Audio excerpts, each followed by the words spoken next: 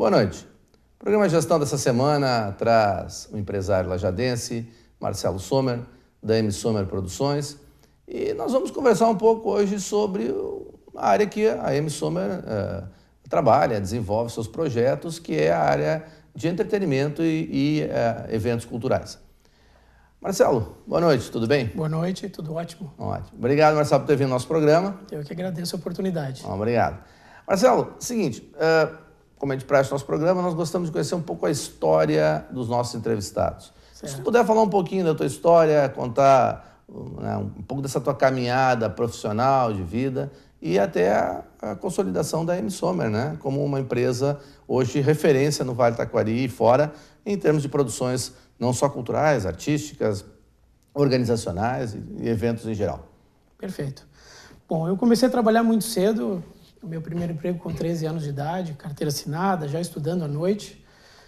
Totalmente fora deste ramo, que era em autopeças, mas desde o início o meu hobby era animar festas de casamento, então nos finais de semana eu já estava lá animando festas e casamentos. E aos poucos eu fui colocando o meu formato de trabalho, que era ou eu atendia com qualidade, ou seja, a pessoa, eu quero algo mais barato. Eu disse, não, se não for fazer dessa forma, eu não vou fazer. E essa característica ela foi aumentando e acabou que eu não tinha mais folga nos finais de semana, e esse hobby já estava virando minha segunda e quase primeira renda, né? Esse meu salário que eu ganhava na empresa, praticamente eu usava todo para comprar equipamentos de som. Enfim, já estava gravando fitas de noite, aquela coisa toda. Bons tempos da fita cassete. Bons tempos da fita cassete. Tem gente, talvez, que vai escutar, não vai nem saber o que estamos falando. Exatamente. Né? E acabei, depois de 10 anos de trabalho, então dos 13 aos 23, acabei saindo para abrir a loja de CD, a Planet Laser, né? Sempre ligado à música. A Planet Laser a gente começou na Bento Gonçalves, depois no shopping também. E a Planet foi bacana porque me trouxe muito relacionamento. Então eu já tinha um certo relacionamento com os clientes pelas festas de casamento, que um acabava indicando para o outro e tal. Mas a Planet Laser, por um momento bacana do CD, que foi lá no início, gerou muito movimento, eu conheci muitas pessoas e acabava linkando. As pessoas vinham lá, compravam discos, contratavam para casamento, então eu já fazia o atendimento dos noivos na própria loja. É que, até interrompendo e colocando, né, como fui teu cliente na Planet, era uma referência, sempre existiu pontos de referência que a gente chama de casa de discos ou que o valha, né? E a Planet era um local onde é que você ia lá para conseguir aquele disco que você queria comprar, mas o CD que você queria comprar, mas principalmente para saber de novidades. Um pouco diferente da gurizada hoje, que tudo é pelo YouTube, tudo é acesso pela internet, né? Talvez se a gente pegar esse pessoal mais novo ouvindo isso, é difícil deles entenderem. Exatamente. Né? Porque hoje o acesso à música está muito fácil. Exato. E naquele momento a gente conseguiu se diferenciar no mercado justamente porque a gente entrou trabalhando só com CD, que não tinha nenhuma loja aqui especializada. Tinha várias de discos que tinham um pouquinho de CD. A gente entrou só com CD e com uma grande novidade na época, que era poder os clientes escutarem o CD na loja. Certo, Nossa, isso aí era... Então eu digo, hoje quem escutar isso vai dar risadas mais novos, né? Mas foi um trabalho diferenciado, que durou o tempo da vida útil do CD, né? E eu sempre segui paralelo a isso, continuava animando as festas, mas não era o negócio principal, né? Depois abri a livraria também, que eram os dois produtos na época, talvez que mais presentes, era livro, era disco, né? Aí depois com a entrada da internet, as músicas, tanto que foi os dois itens que mais vendia depois na internet também, como presente, né? E as lojas foram caindo. E eu sempre tive um certo preconceito de dizer que eu vivia de som, né? Uma coisa que... Enfim. Eu venci esse preconceito e chegou um momento que eu disse, não, eu vou viver do que eu gosto, não importa se eu vou ganhar menos, mas vou estar fazendo o que realmente me dá prazer, não só como hobby. E a partir daí começou a profissionalizar a M. Sommer, né? E aí a gente passa por uma série de questões de gestão, nunca tive nenhum preparo de gestão, né? De treinamento, de cursos. E a gente se depara com várias coisas novas, né? Funcionários, um monte de obrigações. Aí sim comecei também a buscar cursos de gestão, enfim, de várias coisas. Foi se qualificando, que é normal do empresário, se qualificar, né? Ele tem que buscar. Isso mesmo. Então, era paralelo ao que eu gostava, também veio essa questão de virar empresário, né? Porque no momento que eu quis fazer o que eu gostava, estava relacionado a toda a estrutura, montagens, e em nenhum momento a gente tinha esse planejamento de ser um empresário, né? Então essas coisas foram evoluindo juntas. Mas sempre empreendedor, sempre. Sempre. Essa vontade sempre de trazer coisas novas, de inovar. Porque quando tu trabalha pelo que tu gosta, hoje o maior prazer, porque trabalhar com evento hoje não sempre, é uma adrenalina que é muito alta. Isso realmente não é para qualquer um. Ou o cara gosta, ou tu sai fora, porque é uma pressão constante, assim, as pessoas entram no evento e não pode ver nada errado. O errado tem que estar no bastidor. Eu sempre brinco que alguns segmentos são que nem juiz de futebol. Tu só presta atenção quando ele erra. Quando erra, isso mesmo. E o evento é muito parecido com isso, né? Luz e água, né? Tu só dá valor quando não falta. Tem, exatamente. E aí, não, aconteceu tal coisa. Tu nunca é lembrado pelo... Ou obrigação. Raríssimas vezes tu é lembrado quando diz, não, olha, realmente estava muito bonito, tudo deu certo. Ao contrário, as pessoas esperam que dê tudo certo, né? E essa aula que eu digo, que eu vim do casamento, do evento social, ele traz muitas características que talvez é a cara da Amy Sommer hoje. Talvez a maior característica do acabamento, e não só do evento. Porque o casamento, a gente sempre trabalhou muito com decoradores e promoters, organizadores, né? É tu esconder o que é feio. Então a gente tem mais trabalho em esconder o que é feio do que propriamente as montagens. Às vezes a gente monta um casamento num dia e passa 2 dias fazendo acabamento, escondendo fio, a equipe agachadinha, fitando cabos e tal.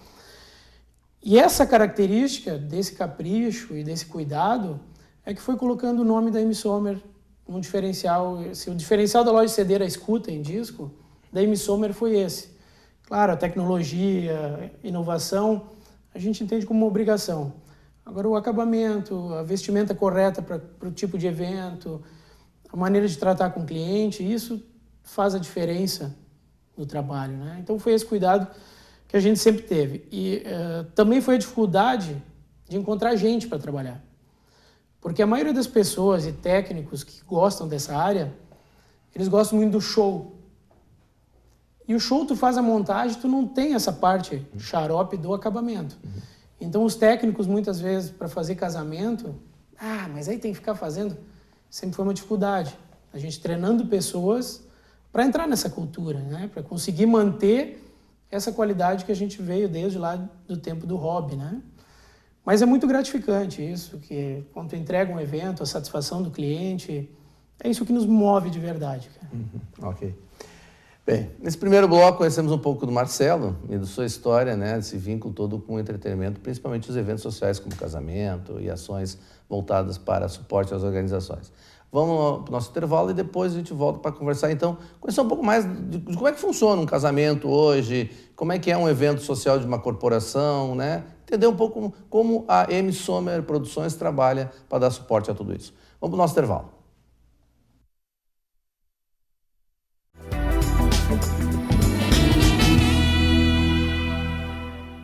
Bem, de volta ao nosso programa Gestão, nosso segundo bloco, hoje recebendo o empresário lajadense Marcelo Sommer, da Amy Sommer Produções, e falando sobre, principalmente, essa parte de entretenimento, né, que envolve todo o trabalho que a Amy Sommer faz. Marcelo, quais são os pilares principais, quais são os principais serviços que a Amy Sommer executa, que a Amy Sommer desenvolve seus projetos? Bom, os principais serviços, tanto no evento social, show, corporativo, é na parte de som, iluminação e imagem. Imagem, painel de LED, video wall, telões, televisores, né? São os 3 principais, né? Aí a gente agrega outras coisas, o gerador, enfim, a gente presta algum serviço para o cliente para... Mas quando eu contrato a Amy Sommer, eu quero que ele se responsabilize por todo um evento? Como é que funciona isso? Não, a gente normalmente trabalha em conjunto ou com o organizador de um casamento, ou os congressos, por exemplo, sempre tem uma empresa especializada na organização. Nós fizemos parte, e quem administra esse evento tem um organizador ou tem uma empresa especializada na organização, né? Que trabalha. Nós não fornecemos este trabalho de organização, certo.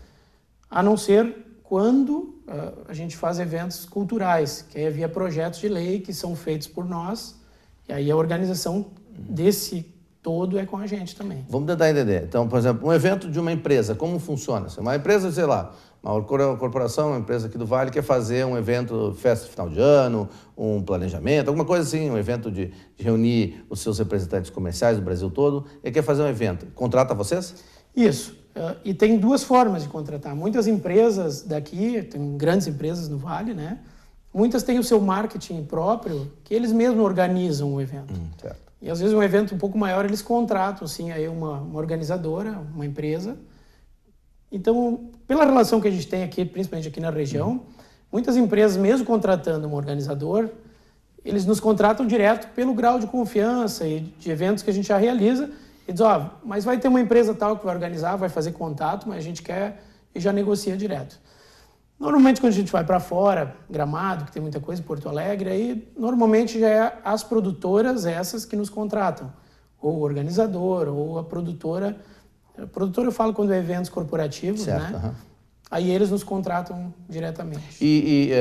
Tem bastante eventos assim, fora Gramado, você falou, Porto Alegre? Tem bastante. As empresas estão, numa época de crise, mais ainda? A crise, tu tem que vender mais teu produto, tu tem que mostrar mais teu produto, tu tem que lançar mais produtos novos, né? Então, com a crise, o bicho pega, como se diz, né? Então, as empresas não podem ficar paradas. Elas têm que estar mostrando a cara, têm que fazer congresso, têm que chamar cliente. Então, normalmente, na crise, esse tipo de evento acaba aumentando. As organizações necessitam bastante disso. Precisam bastante. Outro que você falou é casamento, né? Como é que funciona isso? Até porque a história tem... O que é um casamento básico hoje? Explica um pouco para nós. Eu não vou dizer um básico, mas talvez a maioria dos casamentos, né? Eu vou dar um número que não é o valor que a gente cobra, porque nós somos uma parte disso, certo, né? Mas a maioria dos casamentos hoje, onde a Emissoma está inserida, é na casa de R$100 mil, o custo total dele, né? Entre aluguel, alimentação, todas as estruturas que vão. Esse é o pacote maior. E aí depois disso tem os menores, assim como tem também os maiores. O que seriam as coisas mais caras num casamento de R$100 mil, por exemplo, desse tipo? Assim, o que é mais representativo normalmente? Aluguel do salão?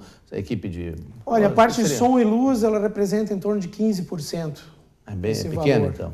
Só que aí tudo é uma soma, né? Porque fotografia, se tu olhar sozinha, talvez não é caro. Alimentação, não é... Mas aí tu começa a somar alimentação, bebida, flores, decoração... Então, é uma soma de tudo, né? E tem uma característica do casamento que é o número de pessoas também, né? Também. Se tu quer convidar todo mundo, meu... Mas hoje, com essas estruturas que a gente coloca nos casamentos, né? A gente fala que a coisa inverteu. Antigamente, o show business era o que tinha maiores estruturas.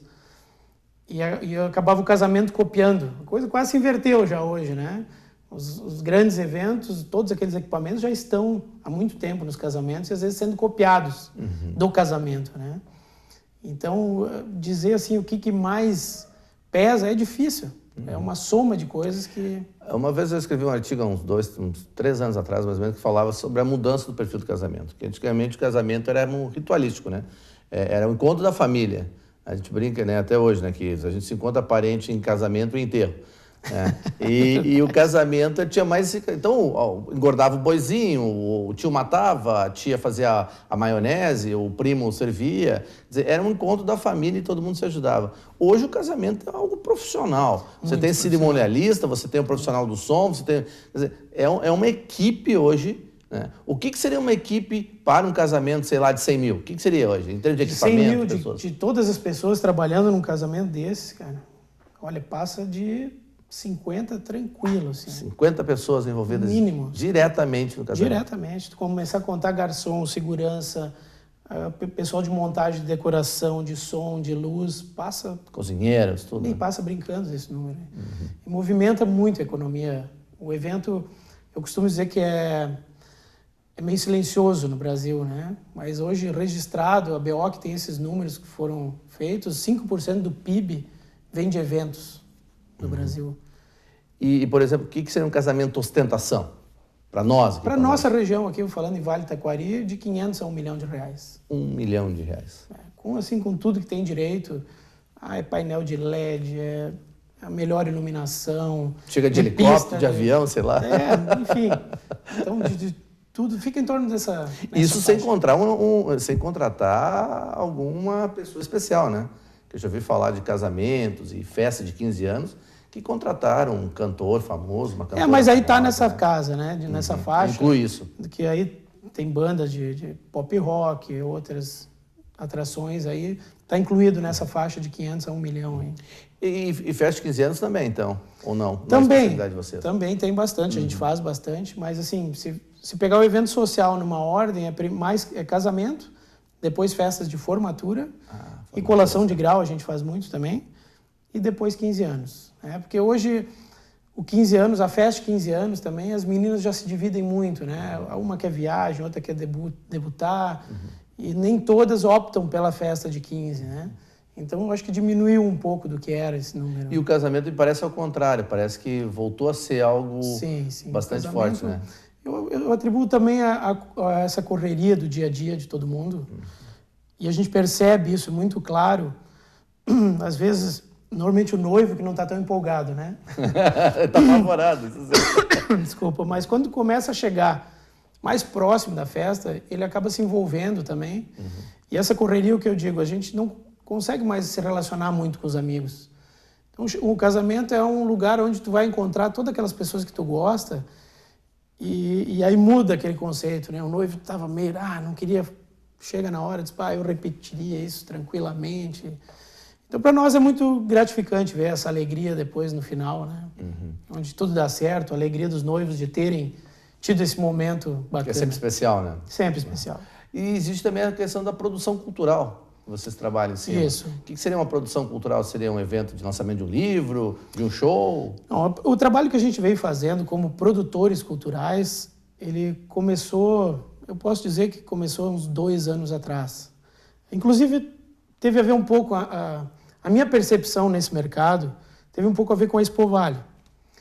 Eu, durante muitos anos, eu prestei serviço da Imissomer para produtoras culturais, onde nós éramos contratados em projetos de Lei Rouanet para prestar serviço de som e luz.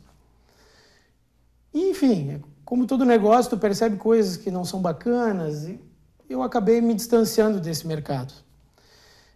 E em 2014, na Expo Vale, por uma fatalidade, eu acho que 40 dias antes da feira, faleceu a pessoa, o Renato, que era responsável por essa parte de shows. E a comissão, na época, entrou em desespero, porque faltavam 40 dias para a feira, eles não sabiam direito o que estava acontecendo. Me procuraram para fazer um trabalho voluntário e ajudá-los, né, na feira. Prontamente, eu fui lá ajudar, mas a gente não sabia, por 40 dias, o que nós vamos fazer para atrações da feira, né?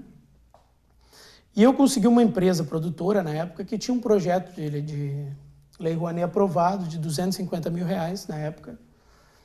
E o cara me disse, olha, se tu conseguir captar esse projeto para a gente monta a estrutura, arena de shows, som, a luz e tudo, onde a minha empresa nem forneceu esse trabalho. E eu disse, olha, a gente foi lá na CIL e temos uma solução, em captar esses valores. E na época eu captei esses valores não deu 10 dias. Os amigos das empresas na cidade ligaram e disseram, olha, estou precisando de uma ajuda, preciso desse imposto. Em 10 dias eu captei, só que foram em torno de 15 empresas. Ótimo, todos me ajudaram, né?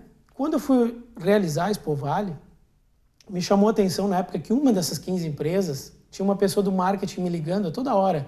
Eu posso colocar um banner, eu posso fazer ação e tal. Aí no momento eu parei para pensar, onde estão as outras 14? Ninguém me liga, ninguém vai fazer nada. Aí naquele momento eu pensei, eu pedi ajuda para essas 15 pessoas, amigos meus. Agora, o que eu estou dando para eles de volta?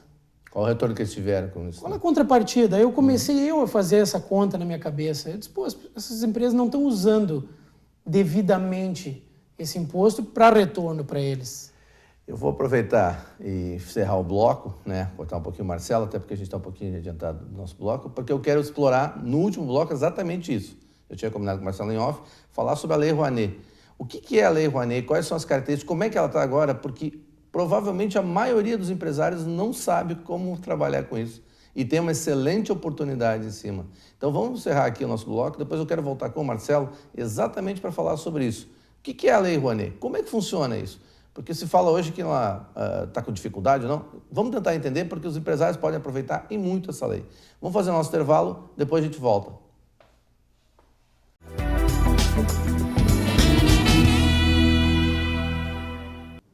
Bem, de volta ao programa Gestão.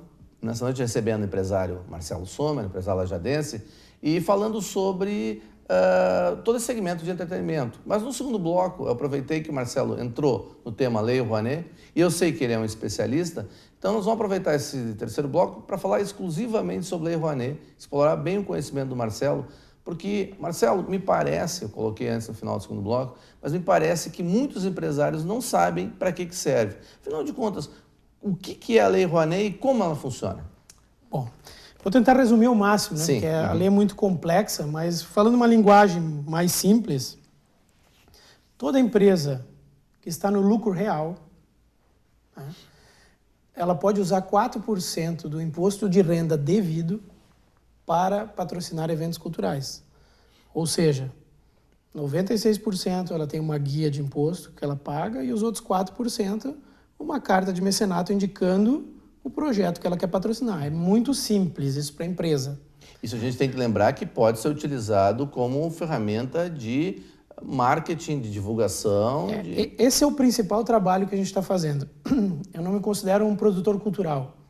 A gente presta um serviço de assessoria para as empresas. Assim como a empresa contrata uma assessoria fiscal para ver a melhor forma de pagar impostos, nós estamos prestando essa assessoria para a empresa do uso dos recursos incentivados, ou seja, mais especificamente na Lei Rouanet e também no artigo 18. O que é o artigo 18?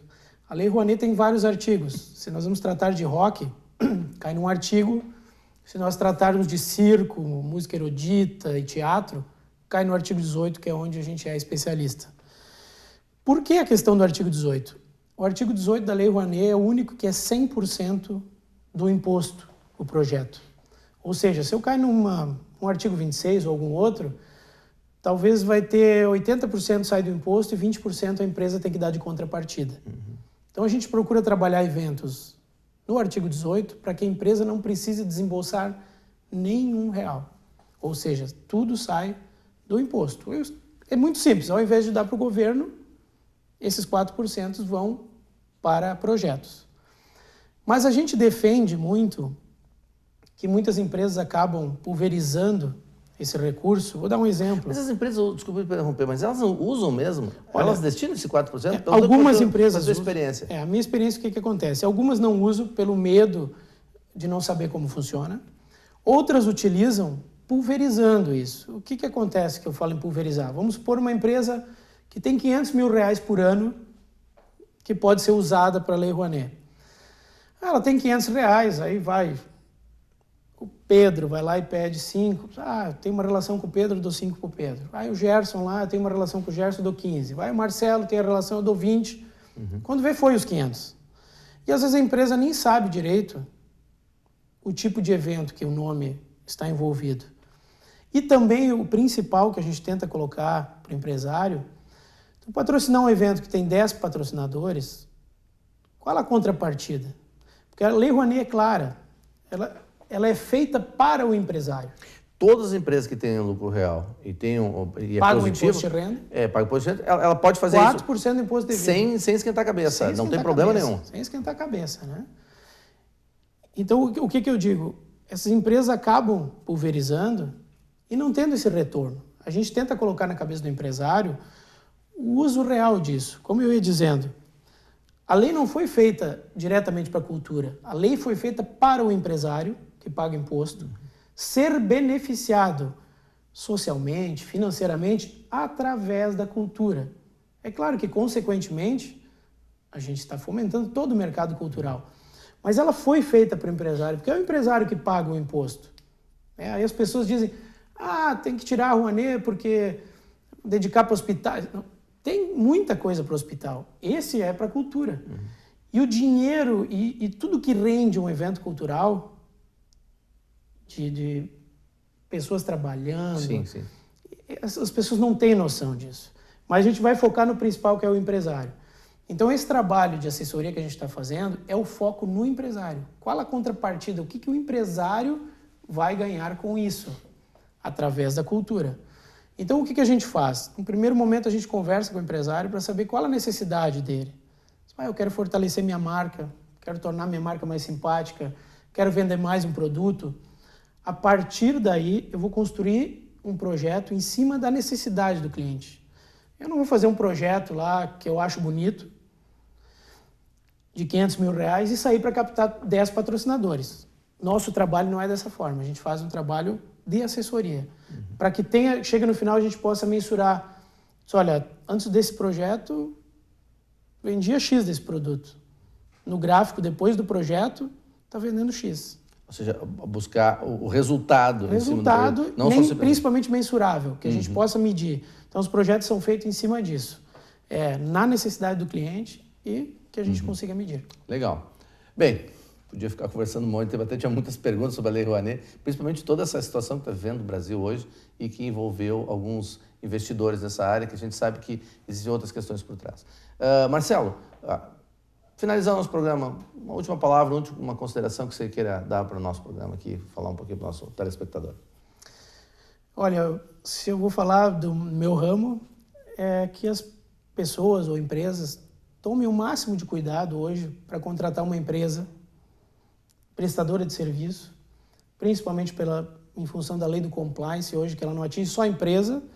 Um casamento, por exemplo, que contrata empresas na informalidade, hoje, como se trabalha com muitas estruturas, existe um risco muito grande, se não usar IPI, se alguém se machucar, inclusive risco de morte, de choque, de quedas, essa responsabilidade vai cair diretamente no contratante. E à medida que tu tem uma empresa profissional que está dentro de todas as normas, tu praticamente isenta o contratante dessa responsabilidade toda. Então, é uma dica importante. Ok. Marcelo, muito obrigado de novo por ter vindo ao nosso programa. Agradeço. Valeu, obrigado. E agradecendo também ao nosso telespectador. Até o próximo programa de gestão. Saúde e sucesso sempre para todos nós. Obrigado e boa noite.